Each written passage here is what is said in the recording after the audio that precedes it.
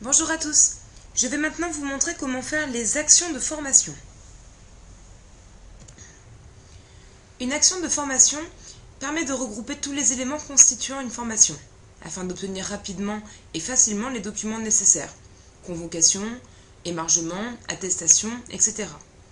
De plus, les données de ces actions servent au précalcul pour l'établissement du document annuel obligatoire, le bilan pédagogique et financier.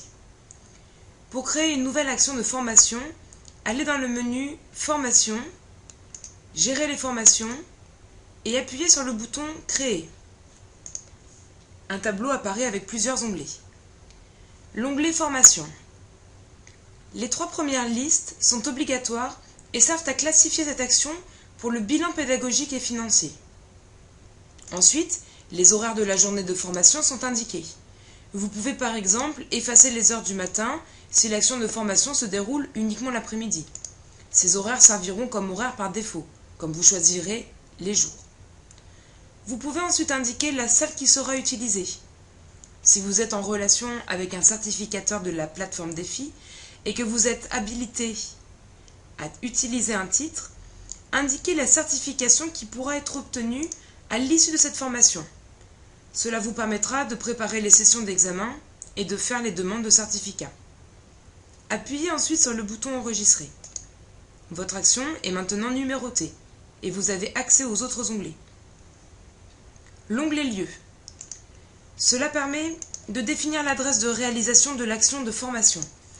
Vous devez donc avoir créé une fiche contenant cette adresse.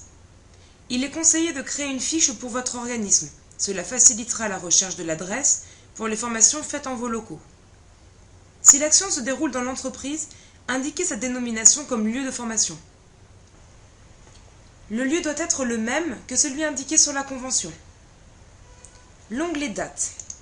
Pour définir les dates de cette formation, vous devez cocher les jours à prendre en compte, noter les horaires du matin et ceux de l'après-midi, et choisir une plage de date. Les dates et heures seront ajoutées à la liste pour tous les jours cochés de la place choisie. Quand vous avez fini, appuyez sur le bouton « Ajouter les jours pour valider ». Le tableau du bas vous montre les jours et horaires déjà validés. Vous pouvez facilement retirer des jours à partir de ce tableau, en les cochant et en appuyant sur le bouton « Supprimer » pour la sélection en haut du tableau. En cas de formation, uniquement le matin par exemple, laissez vides les 2 champs de l'après-midi. L'onglet Convention. Vous devez associer au moins une convention à une action de formation. Seules les conventions non utilisées et validées seront disponibles dans la liste. Si vous ne voyez pas votre convention, vérifiez que son champ « Validé » soit bien sur « Oui ». En ajoutant une convention, si des stagiaires avaient été déclarés lors de la création de la convention, ils seront ajoutés automatiquement comme participants à la formation. Si vous retirez une convention, les stagiaires qui avaient été déclarés seront retirés aussi. Vous pouvez ajouter autant de conventions que nécessaire à une action, mais vérifiez bien que les intitulés de toutes ces conventions sont identiques ou cohérents.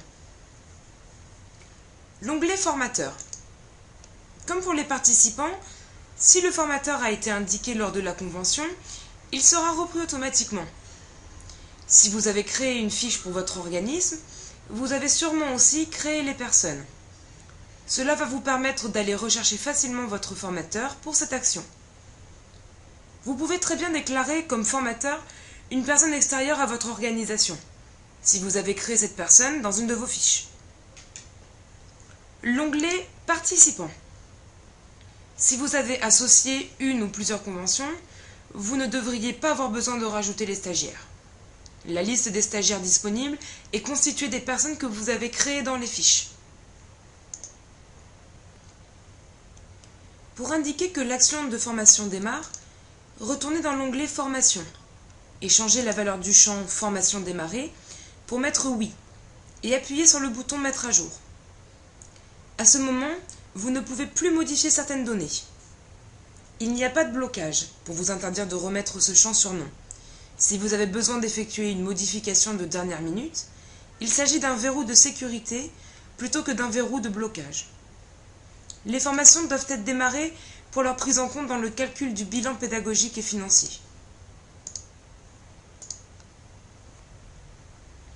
Une fois l'action de formation créée, vous pouvez accéder à tous les documents en allant dans le menu Formation, Documents. Les documents disponibles sont courrier de demande de DIF,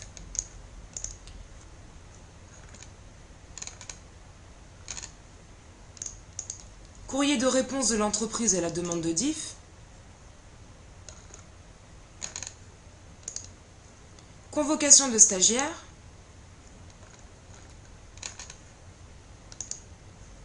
feuille d'émargement collective ou individuelle,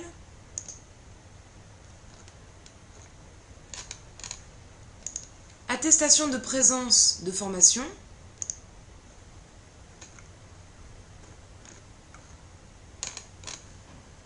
évaluation à chaud.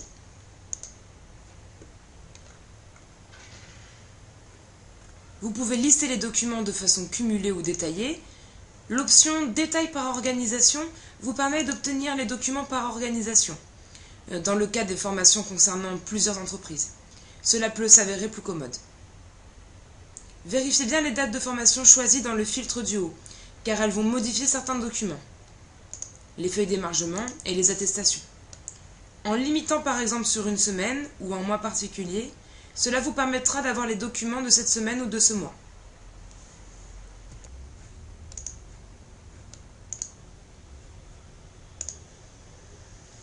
Au lendemain du dernier jour d'une formation, l'action est déclarée comme terminée. Pour savoir si vous avez bien fait les factures correspondantes aux formations terminées, vous pouvez retrouver la liste de vos formations terminées pour lesquelles la facture n'a pas été faite en allant dans la rubrique « Facture à établir » du menu « Formation ».